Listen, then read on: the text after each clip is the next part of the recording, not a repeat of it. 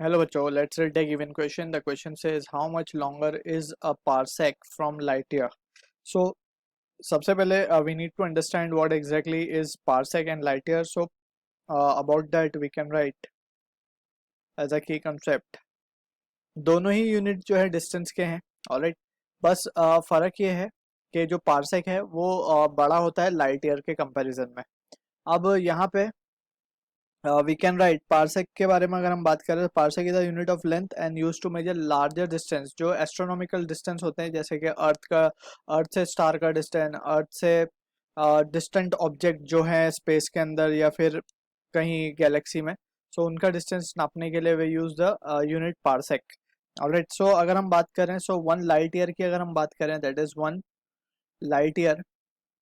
ये होता है one light year is equals to 9.46 into 10 raised to 15 metre.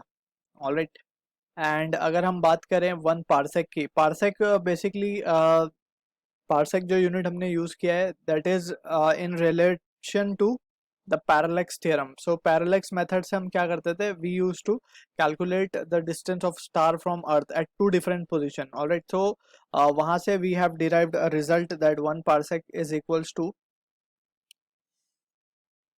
3.1 into 10 raised to 16 metre.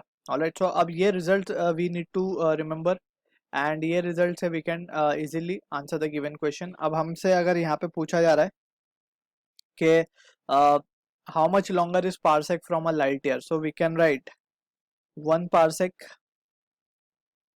ये दो इक्वेशंस को अगर हम डिवाइड कर दें, one parsec upon one light year